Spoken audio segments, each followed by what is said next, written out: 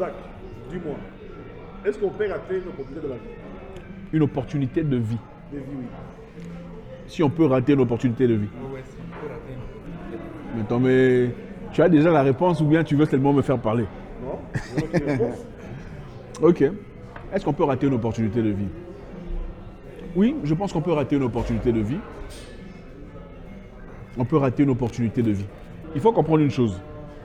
Les opportunités viennent et partent.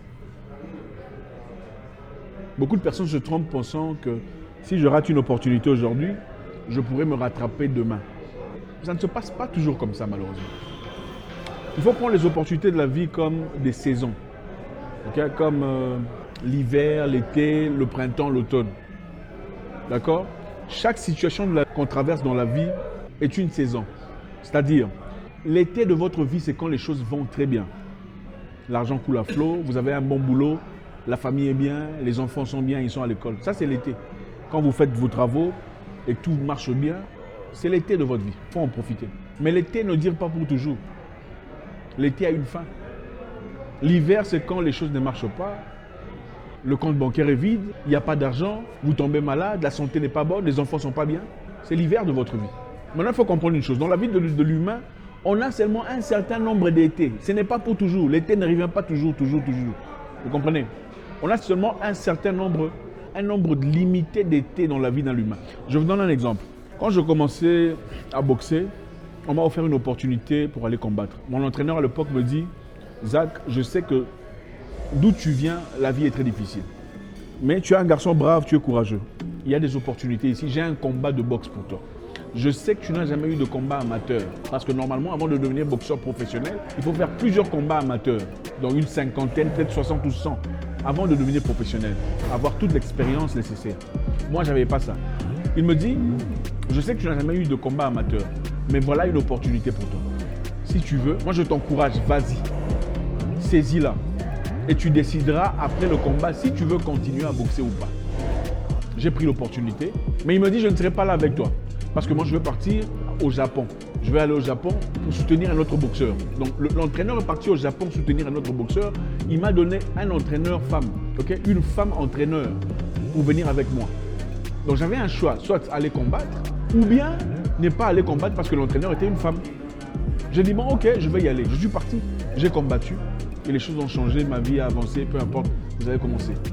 Et si je disais non à cette opportunité, je ne serais pas là aujourd'hui en train de vous parler. Si je disais non à cette opportunité parce que l'entraîneur était femme, je ne serais pas là en train de vous parler. C'est-à-dire les opportunités de la vie viennent et partent. Je ne sais pas ce que c'est dans votre cas. Peut-être que vous travaillez maintenant dans un business où vous faites beaucoup d'argent. Et vous pensez que ça va marcher pour toujours. Vous vous trompez. Faites très attention. Quand vous avez une opportunité qui brille, vous êtes dans l'été de votre vie, préparez-vous pour l'hiver. Commencez à investir ailleurs, commencez à acheter des terrains, commencez à vous préparer pour le moment difficile.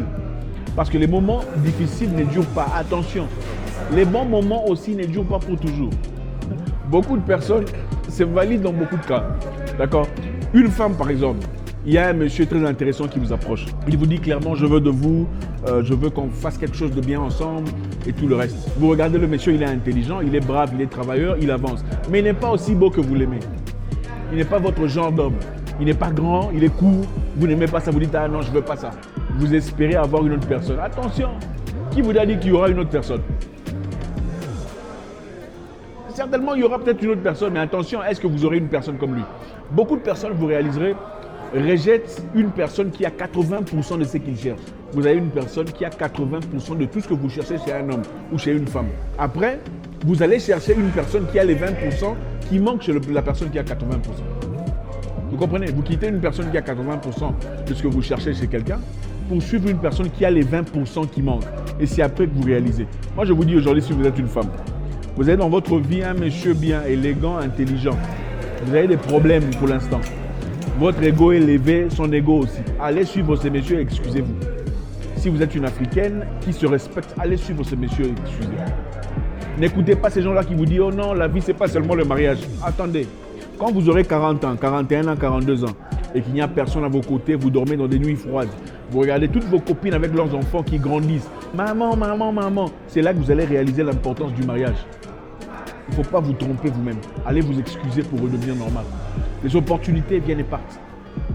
Dieu n'a pas créé Samson pour les chrétiens, pour mourir comme ça, c'est faux.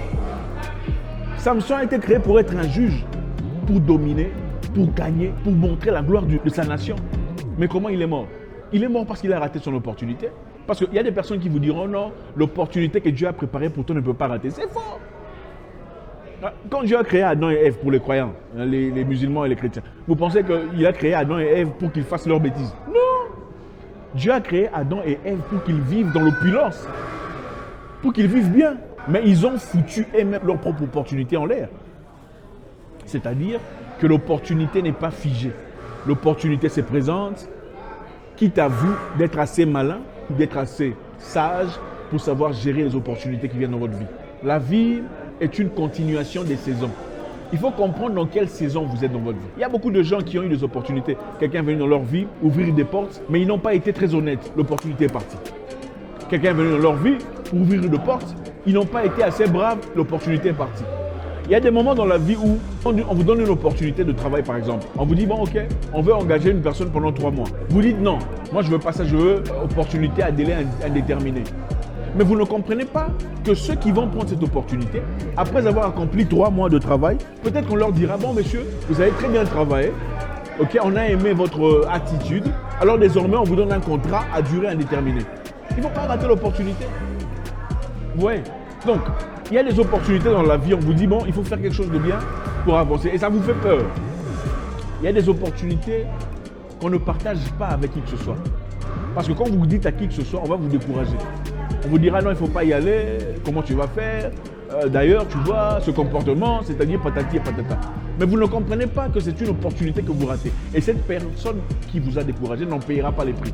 Il y a des opportunités dans la vie, il faut y aller sans écouter qui que ce soit. Il faut y aller à l'aveuglette, c'est-à-dire vous écoutez votre propre cœur. Vous dites, bon, cette opportunité se présente, je n'en parlerai à personne. Je vais y aller jusqu'à la fin et voir et assumer les conséquences. Ma mère avant m'avait empêché de boxer, elle ne voulait pas. Et si je l'écoutais, c'est ma maman pourtant. Elle me fait tout le bien du monde. Vous voyez ce que je veux dire? Il y a des moments dans la vie, il faut faire ce que vous avez à faire. Donc pour répondre à votre question, les opportunités de la vie viennent, mais les opportunités partent. C'est comme des saisons. Identifiez votre saison. Si en ce moment-ci de votre vie, vous êtes en train de gagner, il faut mettre de côté.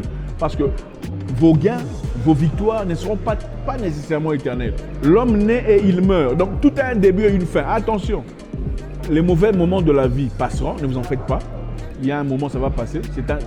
C'est une saison que vous traversez. Mais attention, les bons moments aussi passeront. C'est ça la vie. Donc, saisissez votre opportunité, allez-y. Il y a des moments où il faut écouter personne. Il y a des moments où il faut s'humilier, mettre votre ego de côté, vous excuser pour retrouver la paix. Il y a des moments où il faut dire, bon, ok, je ne veux pas être trop intelligent pour mon propre bien. Okay? Des fois, il faut accepter de paraître pas très intelligent. Des fois, il faut accepter d'être bête dans une situation. Mais vous savez ce que vous cherchez. Vous avez l'impression qu'on vous prend pour un stupide. Mais en réalité, vous savez ce que vous cherchez.